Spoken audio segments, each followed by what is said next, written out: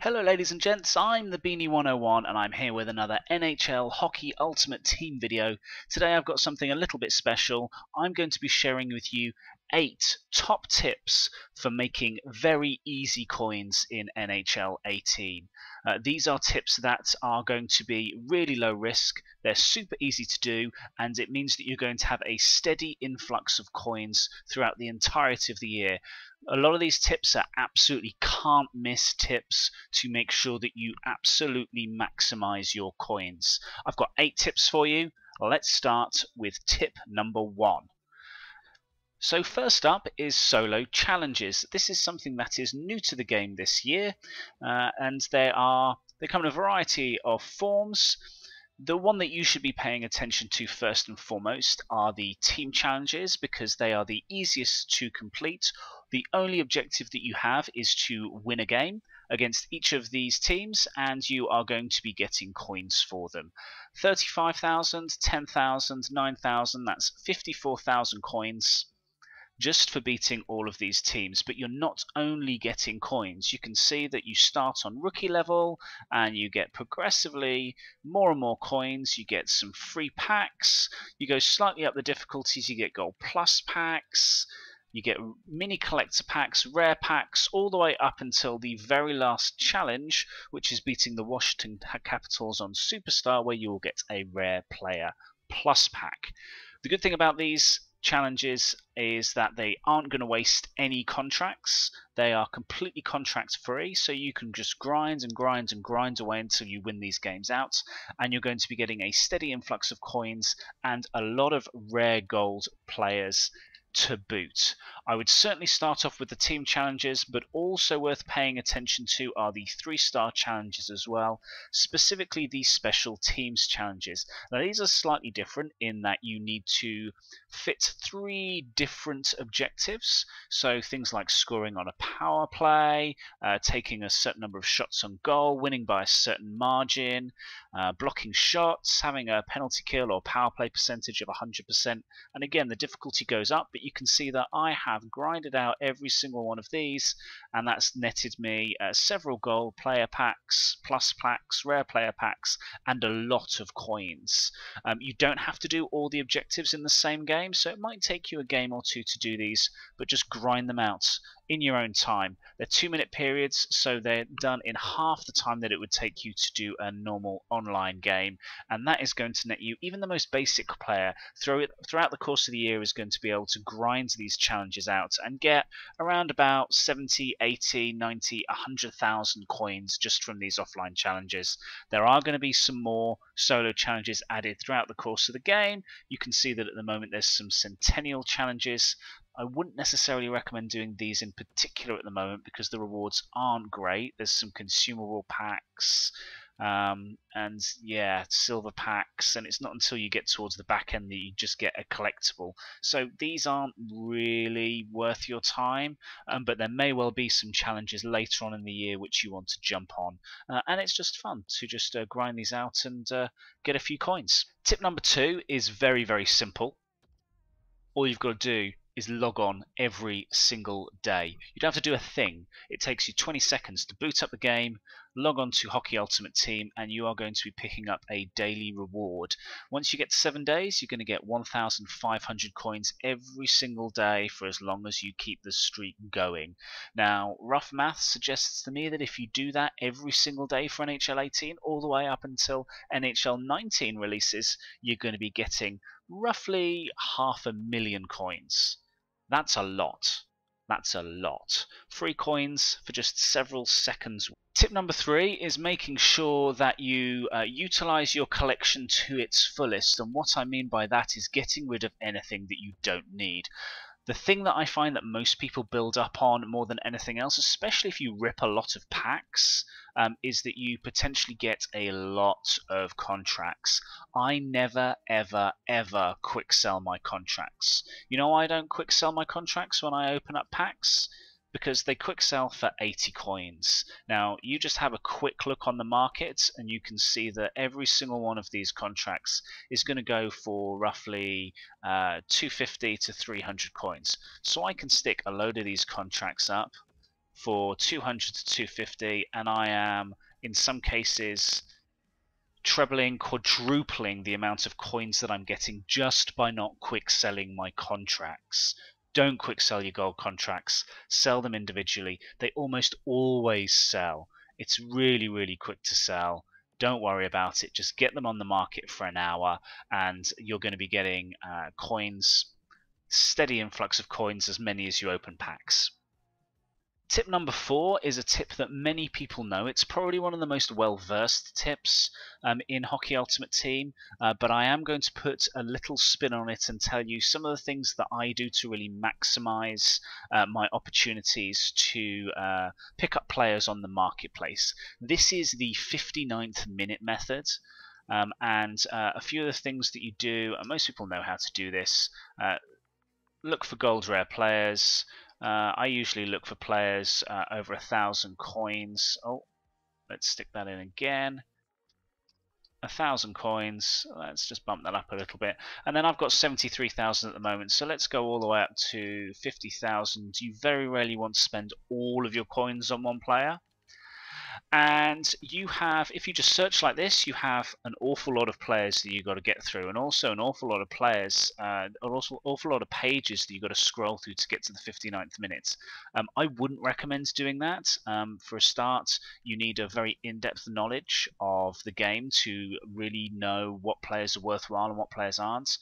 I usually pick a position, just filter enough players out more often than not. I wouldn't pick goalies, and generally I try to steer away from D-men. Centers are usually your best bet.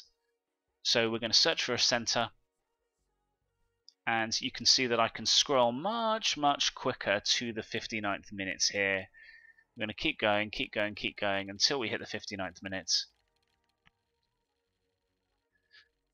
So here we are at the 59th minute. This method works because most people put their players up for an hour, so you're going to be able to, if you hunt around the 59th minute, you're going to be able to look at all the players as soon as they come on the market. One of the things that I do is I just press up on the right stick on every single card that I've viewed, and also everyone over 59 minutes, I usually press up on the right stick to activate the synergies for all of these players as well. The reason why I do that is so that I can now very, very easily identify which players are new on the market. So Tavares I haven't looked at now, 42,000. He goes for, well, you can see the player next to him, 23,000. And so what you want to do is you just want to right bumper and left bumper across. You can see here McKinnon's new on the market, 15,000, no thank you. Kuznetsov, Jack Eichel, and you will very quickly get an idea for what players are worth. You can, especially if you're filtered to a particular position. So I can see that Johansson goes for 4,000. You're going to see the same players over and over again, and you within about 5-10 minutes you're going to get a sense for how much these players are worth. So Austin Matthews, 11,000. Yep, this stage of the game that's roughly what he's going for. And so you just keep scanning and scanning and scanning until you find players that are good value. Austin Matthews, no, we've not got anything here.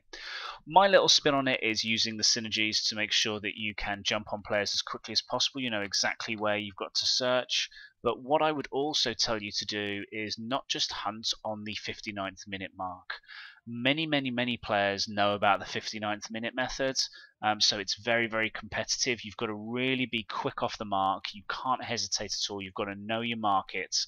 So sometimes I scope out the 3-hour mark, which is another point at which people put their players up on the market, and also consider things like the 6-hour mark, the 12-hour mark as well. I've sniped some players very, very easily at 3 hours and 6 hours rather than 59 minutes. The next tip I have for you is for people who hate surfing around the 59th minute method and just scrolling between pages for hours and hours on end with the hope of getting some good players but not really coming out with much for your time investments. This is something that is super quick. It's going to provide you with a steady influx of coins all the time. All you want to do is search for gold players with a maximum price of 50 and bid on everything. This is quick sell sniping.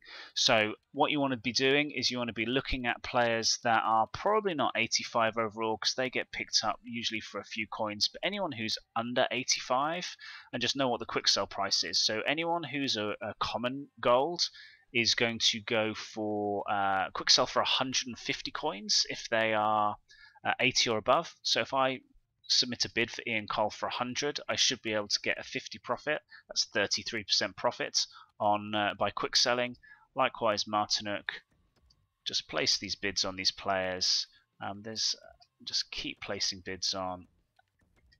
Anyone under 80 is going to quick sell for 100. So these players, I'm just going to bid 50 for, and keep bidding 50 for. And we're just going to keep bidding and keep bidding. Cam Atkinson, let's see if we can get him. He's an 84 overall, so let's see if we can get him. Rare cards, rare golds, they quick sell for 500, so you want to be putting bids of 450 on these. But this is really low risk. It's really, really quick. And all you got to do is spend a couple of minutes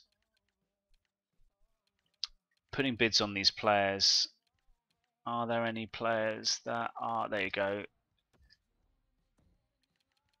Namestnikov, he's an 83, so let's stick a bid on him. I'm just showing you what I usually go through, but usually it's actually the commons rather than the rares that you seem to pick up. Derek Brassard, should be able to pick him up for 450. And there's a couple of reasons why this method is good. Firstly, you only have to spend seconds on it, so I usually do this last thing before I go to bed on an evening. When I wake up, when I first log on to Ultimate Team, I'll go in, I'll put bids on players, and just forget about it. Just stick loads of bids on, forget about it, and then I come back, and within a few minutes, I've got all of these players that I know I've got a guaranteed profit. I don't have to do anything. I can quick sell, Boyle for 500, but equally you can do one of two things. You can either quick sell, or you could try to auction them off for a little bit more. So Jake Muzzin, let's see if we can get 600 for him. Likewise, Riley Sheehan, let's see if I can get a little bit more for him. And just a few extra coins. I know that I'm going to make profit guaranteed on all of these. Vatanen I probably won't make a profit on because he's not got a contract, so let's just quick sell him. Let's just quick sell these for good measure, another 1,500 coins. Guaranteed profit all the time. Because Barkov I might be able to sell for a bit more. He's an 86 overall. Let's stick him up for 2,250. He should sell for that.